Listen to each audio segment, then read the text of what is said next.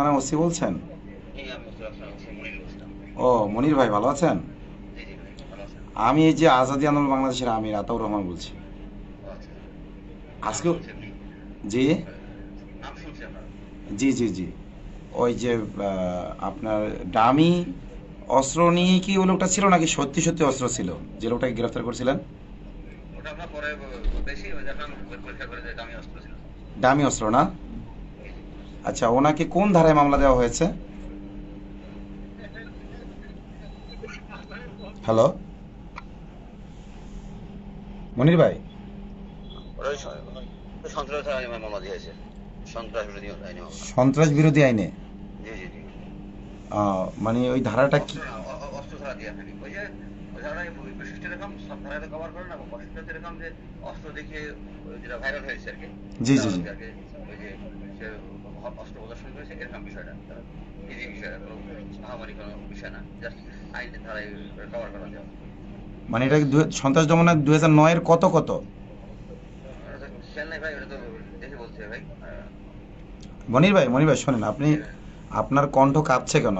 আমি স্বাভাবিকভাবে কথা বলছি, আপনি একটু কোঅপারেট করেন। শোনেন শোনেন শোনেন। মাস্ক পরা, আমার মাস্ক পরা। আচ্ছা আচ্ছা মনির ভাই শোনেন, আপনি একটু কোঅপারেট করেন। আপনি আপনার আপনি আইন শৃঙ্খলা বাহিনীর লোক, আপনি দেশের শৃঙ্খলা রক্ষা করার জন্য যেটা ভালো মনে করেছেন করেছেন। আচ্ছা, এখন আমাকে তো ধরেন ওই বাদ মানে মানে আপনি যাকে অভিযুক্ত বলছেন, আমাদের ভাষায় তিনি ভিকটিম, তো ভিকটিমের পক্ষ থেকে আইনি সহায়তা চাওয়া হয়েছে। তো আমরা কাউকে আইনি সহায়তা করার আগে তার সম্পর্কে আমাদের জানতে হয়, বুঝতে পারছেন? যে আমরা আসলে সহায়তা কতটুকু করতে পারবো কি পারবো না, এটা জানতে হয়। তো আসলে আমি আপনাকে জানতে চাই যে এরকম একটা পাবলিক প্রোগ্রামে আর উনি যে ভিডিওগুলো আমি দেখলাম, ওনার ওই অস্ত্র দেখানোতে যে কেউ আতঙ্কিত হয়ে দৌড়াদৌড়ি করতেছেন বা কেউ আতঙ্কগ্রস্ত হচ্ছেন, এমন তো দেখলাম না। ভাই বিষয়টা তো এরকম না, বিষয়টা হচ্ছে যখন হয়েছে, যখন মিডিয়াতে আসছে, তখন বিভিন্ন জায়গায় কমেন্টস হয়েছে, দেশ জাতি, আমাদের সিনিয়র অফিসাররা দেখছেন, এরা বুঝছেন, হুম হুম। বিষয়গুলো মানে চলে আসছে। সরকার সব দিকে ওইগুলো দিয়ে তো আর আইন কভার করে না। হ্যাঁ, বুঝতে মানে ওই সিনিয়র অফিসারদের পক্ষ থেকে অর্ডার ছিল। জি জি জি। আমাদের উদ্যোগ কর্তৃপক্ষ সবাই জানেন, সারা যেভাবে আমাদের ইনস্ট্রাকশন দিচ্ছেন, আইনে যেভাবে কভার করে সেভাবে করা হয়েছে। মোবাইল নেন, আর আমরা পারলে হেল্প করবো, সমস্যা নেই আমাদের, যদি আমাদের কোনো হেল্প লাগে আমরা করবো আমাদের। আচ্ছা ভাই, তো এই যে আপনার ওই যে হিন্দুরা যে রোডের মধ্যে একেবারে প্রকাশ্যে অস্ত্রের ঝনঝনানি মহড়া দেয় বাংলাদেশেই, তো সেগুলোতে ওগুলো কোনো ধারার মধ্যে কি পড়ে না? এটা তো দামি অস্ত্র ছিল। ব্যবস্থা নেই, আমার থানায় লেখাই করলি ভাই, আমি তো অবশ্যই ব্যবস্থা নেব এটা। মানে আমি আপনাকে এখন তাহলে আসবো, কিছু ভিডিও দেবো আপনাকে, যেহেতু এটা আপনি ভিডিওতে দেখেছেন, আপনি তো সরাসরি দেখেন নাই তাই না?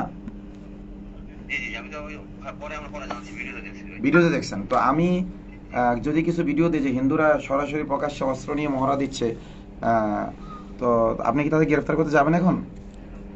আমার আমার থানার অধীনে যাবো না কেন? আমার থানার ভিতরে যে কার্যক্রম চলে, আমি আমি আমি দেখবো, অবশ্যই যাবো। মানে তাহলে আপনি যদি যান তাহলে তো প্রত্যেক অফিসারেরই যাওয়া উচিত নাকি? জি জি। আর মানে আপনার এরিয়ার জন্য এক আইন, অন্য এরিয়ার জন্য আরেক আইন, এমন তো না মনে হয়, তাই না? না না, সমাজ যদি শোনা না, আমি বলে আমার তো থানা জুডিশন আছে, আমার আওতার যদি এরকম পড়ে, তো অবশ্যই আমি আইনগত ব্যবস্থা নেবো।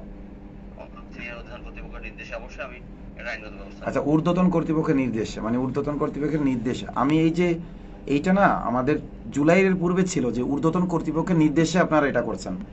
আপনার তো একজন থানার ওসি হিসাবে আইনে যা আছে আপনি তাই করবেন। হ্যাঁ, সেটা তো অবশ্যই আইনে তো অবশ্যই কিন্তু আছে। এই যে আপনি এখন যোগ আইনের করলেন যে সাথে ঊর্ধ্ব পরামর্শ করে, আমি ওরা বলি নাই, মানে আইনে পরামর্শ করে, আইনে যেটা পড়ে সাজেস্ট আমাদের, আমি তো একা বলছি না, আমাদের আরো কর্তৃপক্ষ আছে, সেটা আলোচনা করে এটাই বলছি। মানে আমি জি তো জি, অন্য উদ্দেশ্য বলতেছি না, যে আমার আমি তো একা না, হ্যাঁ, সেই জন্য বলছি আর কি। মানে একটা দামি অস্ত্রতে আমার মানে আইনে একজন ই করলো আর তাকে সন্ত্রাস দমন আইনে মামলা আপনারা দিয়ে দিলেন। অন্য ধারা দিতে পারতেন যে তাকে সতর্ক করার জন্য, ই করার জন্য, একেবারে সন্ত্রাস বিরোধী আইন, যেটা জঙ্গি মামলা, সেটা দিয়ে দিলেন। আবার জঙ্গি মামলা না, ওটা ওই যে ওইটা কভার করে, ঠিক আছে, যেটা আইনে ভাই কভার করে সন্ত্রাস সেটা দমন করে। আইন, ভাই আমরা আমি তো এটার এই আইনের ভিকটিম, আমি তো জানি। সার্বিকভাবে সহযোগিতা করা হবে ওনাকে, সার্বিকভাবে সহযোগিতা করবো আমরা, যে আইনে যেগুলো আছে আমরা অবশ্যই দেখবো। মানে সহযোগিতা বলতে কি করবেন একটু বলবেন কি? মানে আমাদের তদন্তের বিষয় যেগুলো আছে সূক্ষ্মভাবে যদি ওনাকে যেভাবে করা যায় আর কি, বিষয়গুলো আর কি কথা দেখা। মানে তদন্ত করলে কি মানে কি সহযোগিতা উনি পেতে পারে একটু বুঝতে চাচ্ছি আর কি আমি। ভাই আসেন, আপনি আসেন, সাক্ষাতে কথা বলি, মানে সব বলা যায় না আমি। আচ্ছা এখন আসবো তাহলে সাক্ষাতে? আপনি বললে কিন্তু আসবো পরে। জি, এখনই আসবো। হ্যালো মনির ভাই, মনির ভাই,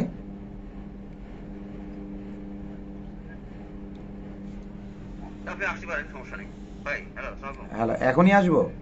আপনি আসতে পারেন, মন চাইলে আপনি আসেন। আপনি কালকে আসেন স্যার। আপনাকে থানায় মানে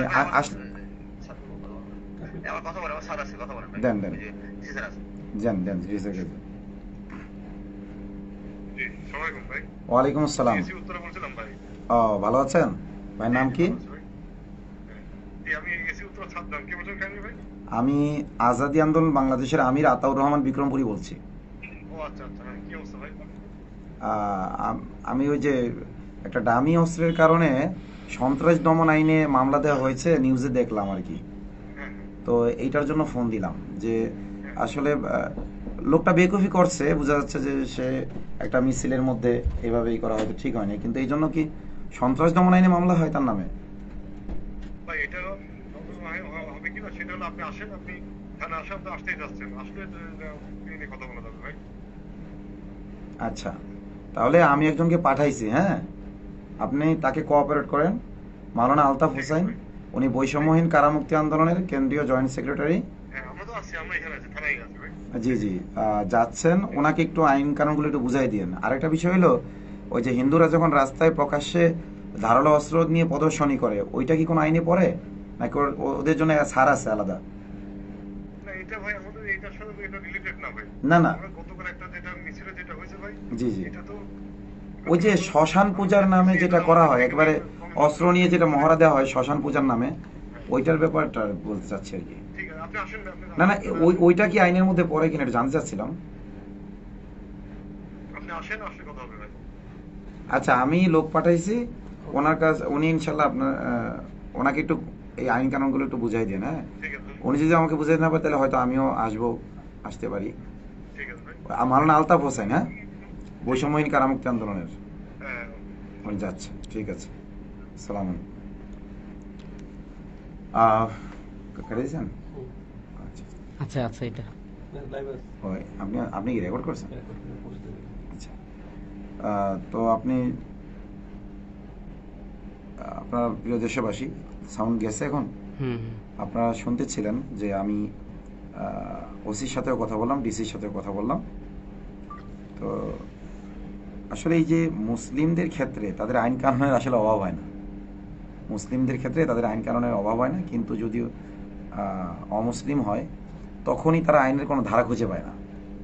ঠিক আছে, যেমন দেখেন আপনার ডক্টর সারার হোসেনকে সরাসরি হত্যার হুমকি দেওয়া হইলো, থানায় বোমা মারার হুমকি দেওয়া হইলো, কোনো সমস্যা নেই। অথচ মানে ট্রান্সজেন্ডার যে মুসলিম না, যে এই জন্য সমস্যা নেই। একজন মুসলিম তিনি হয়তো আবেগে একটা দামি অস্ত্র নিয়েছেন এবং হয়তো উনি বোঝাতে চেয়েছেন যে ভারতীয় আগ্রাসন যদি হয় আমাদের দেশে, এখন দামি নিয়ে নামছি, তখন প্রকৃত অস্ত্র নিয়ে নামবো, এটা তো খারাপ কিছু না। এটা তো ভারতের আগ্রাসনের বিপক্ষে উনি অস্ত্রটা ধরেছেন।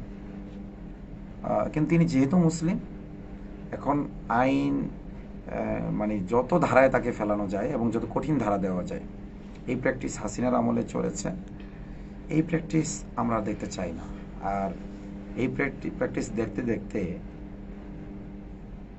মানে ধৈর্যের বাঁধ ভাঙার কথা আমি বলবো না, বাঁধ তো ভেঙে গেছে। ওই যে হয় না যে বাঁধ ভেঙে যাওয়ার পরেও আবার কোনো রকম বাঁধ দিয়ে রাখার যে একটা চেষ্টা, এটা আমরা করতেছি। ধৈর্যের বাঁধ অলরেডি ভেঙে গেছে। তো প্রশাসন মনে হয় চাচ্ছে দেশটাকে অস্থিতিশীল করতে। আমার মনে হয় যে ভারতের ইশারায় তারা চাচ্ছে যে হুজুররা নামুক, তাহলে হাসিনাকে আবার আনতে পারবে তারা। কিন্তু আমি বলতে চাই যে হুজুররা যদি নামে হাসিনার ফিরে আসবে তো না, বাংলাদেশে অস্থিতিশীলতা হবে, হয়তো রক্তের একটা বন্যা বয়ে যাবে, কিন্তু ভারত টুকরো টুকরো হয়ে যাবে। ভারত যে ষড়যন্ত্র করতেছে বাংলাদেশকে পেটের ভিতর নেবে, বাংলাদেশকে সে হজম করতে পারবে না। বাংলাদেশ বোমার মতো বিস্ফোরিত হবে ভারতের পেটে এবং ভারত টুকরো টুকরো হয়ে যাবে। এবং ভারত সে পথ থেকে হাঁটছে। কোরআন এমন এক জানালা যা দিয়ে ভবিষ্যৎ পৃথিবী দেখা যায়, কোরআনের জানালা দিয়ে আমি এমনটাই দেখতে পাচ্ছি। তো ভারতে যদি শুভবুদ্ধির উদয় হয়, তাহলে ভারতের এই গোলামদেরকে যেন ভারত বলে দেয় যে এত বাড়াবাড়ি তোমরা করো না আমাদের পক্ষ নিয়ে। আর যদি ভারত মানে এখন আর সরাসরি ইউনুসকে কিছু বলবো না আমরা, এখন সরাসরি ভারতকে বলা উচিত, কারণ বাংলাদেশ তার ইউনুস চালায় না। হ্যাঁ, তো ভারত যদি চায় যে তারা টুকরো টুকরো হয়ে যাবে বাংলাদেশকে পেটের মধ্যে নিয়ে এভাবে, তাহলে তারা করুক, দ্যাটস অল। ইনকিলাব জিন্দাবাদ।